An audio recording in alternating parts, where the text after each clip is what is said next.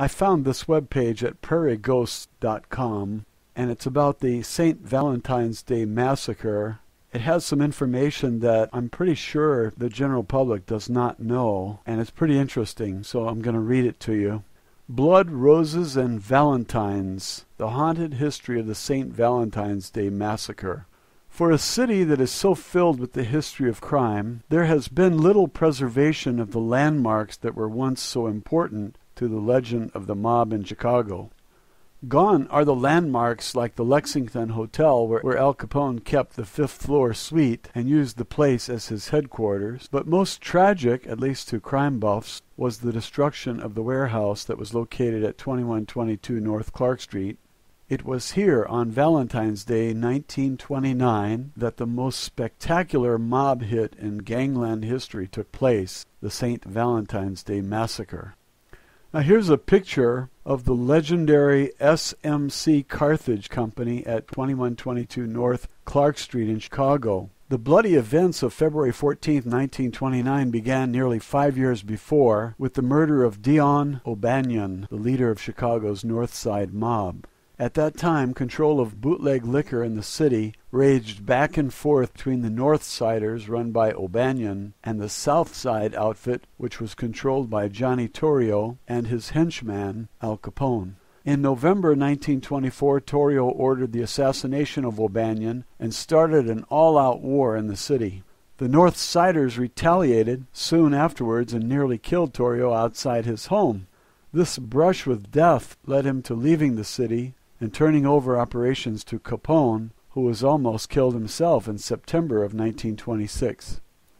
The following month, Capone's shooters assassinated Jaime Weiss, who had been running the North Side mob after the death of O'Banion. His murder left the operation in the hands of George "Bugs" Moran, a longtime enemy of Capone. For the most part, Moran stood alone against the Capone mob, since most of his allies had succumbed in the fighting. He continued to taunt his powerful enemy and look for ways to destroy him. In early 1929, Moran sided with Joe Aiello in another attack against Capone. He and Aiello reportedly gunned down Pasquiliano Lolordo, one of Capone's men, and Capone vowed that he would have him wiped out on February 14th. He was living on his estate outside Miami at the time and put in a call to Chicago. Capone had a very special Valentine that he wanted delivered to Moran. Through a contact in Detroit, Capone arranged for someone to call Moran and tell him that a special shipment of hijacked whiskey was going to be delivered to one of Moran's garages on the North Side. Adam Hayer, a friend of Moran, owned the garage, and it was used as a distribution point for North Side liquor. A sign on the front of the building at 2122 North Clark Street read, SMC Carthage Company, shipping, packing, long-distance hauling. Moran received the call at the garage on the morning of February 13th, and he arranged to be there to meet the truck the next day.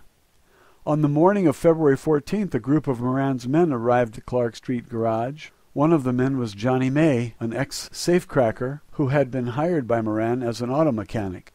He was working on a truck that morning with his dog, a German Shepherd named Highball, tied to the bumper. In addition, 6 other men waited for the truck of hijacked whiskey to arrive. The men were Frank and Pete Gusenberg, who were supposed to meet Moran and pick up 2 empty trucks to drive to Detroit and pick up smuggled Canadian whiskey. James Clark, Moran's brother-in-law, Adam Hayer, Al Weinshank, and Reinhard Schwimmer, a young optometrist who had befriended Moran and hung around the liquor warehouse just for the thrill of rubbing shoulders with gangsters. George Moran was already late for the morning meeting. He was due to arrive at 10:30 but didn't even leave for the rendezvous in the company of Willie Marks and Ted Newberry until several minutes after that. As the 7 men waited inside of the warehouse, they had no idea that a police car had pulled up outside, or that Moran had spotted the car as he was driving south on Clark Street, and rather than deal with what he believed was a shakedown, stopped at the next corner for a cup of coffee. 5 men got out of the police car, 2 of them in uniforms, and 3 in civilian clothing. They entered the building, and a few moments later, the clatter of machine gun fire broke the stillness of the snowy morning. Soon after, 5 figures emerged, and they drove away. May's dog inside the warehouse began barking and howling. The landlady in the next building, Mrs. Jeanette Landesman, was bothered by the sound of the dog, and she sent one of her boarders, C.L. McAllister, to the garage to see what was going on. He came out 2 minutes later, his face a pale white color. He ran frantically up the stairs to beg Mrs. Landesman to call the police. He cried that the garage was full of dead men. The police were quickly summoned, and on entering the garage were stunned by the carnage. Moran's men had been lined up against the rear wall of the garage and had been sprayed with machine guns. Pete Gusenberg had died kneeling, slumped over a chair. James Clark had fallen on his face, with half of his head blown away, and Hare, Schwimmer, Weinshank, and May were thrown lifeless onto their backs. Only one of the men survived the slaughter, and he lived only a few hours, Frank Gusenberg. Frank Gusenberg had crawled from the blood-sprayed wall where he had fallen and dragged himself into the middle of the dirty floor. He was rushed to the Alexian Brothers Hospital, barely hanging on. Police Sergeant Clarence Sweeney, who had grown up on the same street as Gusenberg, leaned down close to Frank and asked who had shot him. "No one shot me. No one. Nobody shot me," he groaned, and he died later that night. The death toll of the massacre stood at 7, but the killers had missed Moran. When the police contacted him later and told him what had happened at the garage, he raved like a madman. To the newspapers, Moran targeted Capone as ordering the hit. The authorities claimed to be baffled, though, since Capone was in Florida at the time of the massacre. When he was asked to comment on the news, Capone stated, "The only man who kills like that is Bugs Moran." At the same time, Moran was proclaiming that only Capone kills guys like that, and Moran was undoubtedly right. The murders broke the power of the North Side gang, and while there have been many claims as to who the actual shooters were that day, most likely they included John Scalise, Albert Anselmi, and Machine Gun Jack McGurn, all of whom were some of Capone's most trusted men. All three men, along with Joseph Giunta, were arrested, but McGurn had an alibi, and Scalise and Giunta were killed before they could be tried. The St. Valentines Day Massacre marked the end of any significant gang opposition to Capone, but it was also the act that finally began the decline of Capone's criminal empire. He had just gone too far, and the authorities, and even Capone's adoring public, were ready to put an end to the bootleg wars.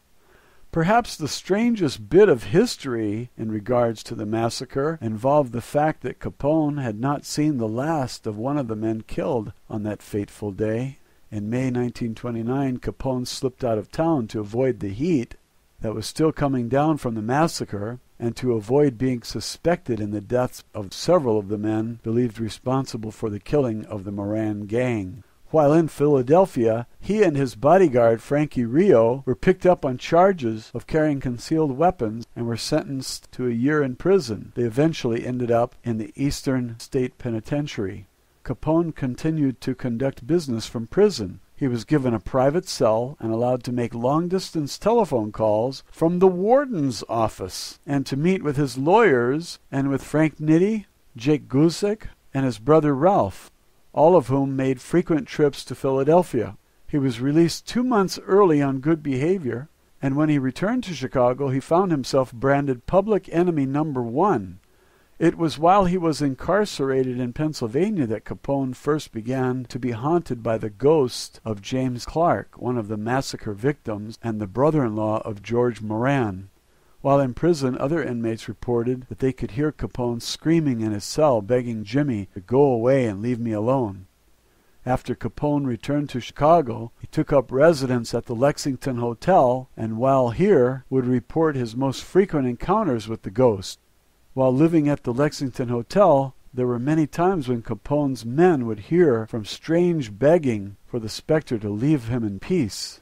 On several occasions, bodyguards broke into his rooms, fearing that someone had gotten to their boss. Capone would then tell them of Clark's ghost.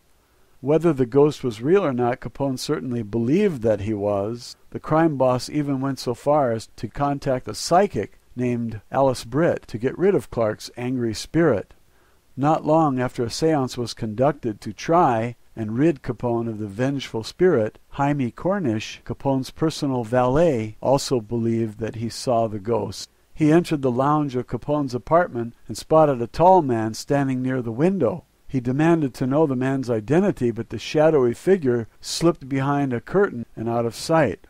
Cornish immediately summoned two of his employer's bodyguards, but a search of the room revealed that there was no one there but Al Capone, who continued to insist that the figure had been Jimmy Clark. Years later, Capone would insist that Jimmy Clark followed him to the grave. Here's a photo of Canadian George Moran with bricks from the wall of the garage where the massacre took place.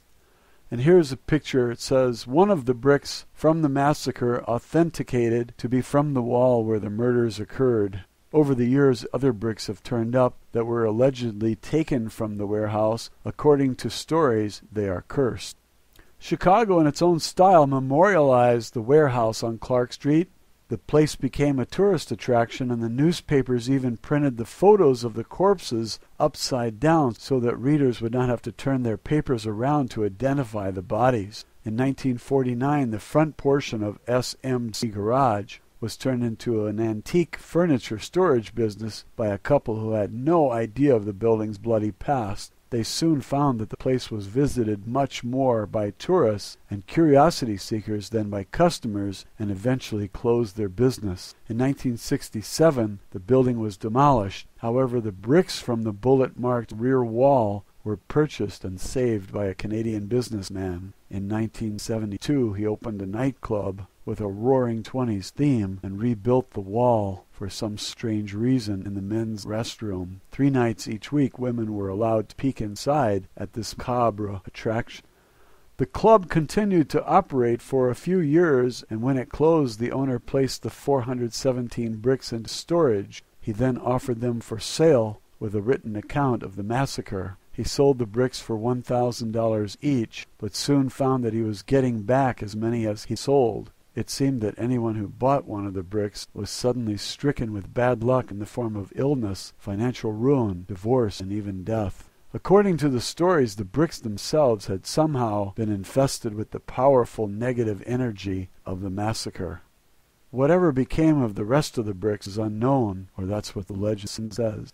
In recent years, other bricks have emerged that claim to have come from the wall.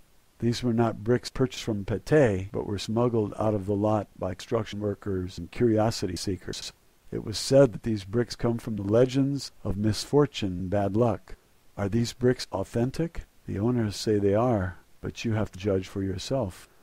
Whatever the legend of the bricks themselves, and whether or not they have somehow been haunted by what happened, there is little doubt about the site on Clark Street itself. Even today, people walking along the street at night have reported the sounds of screams and machine guns as they pass the site.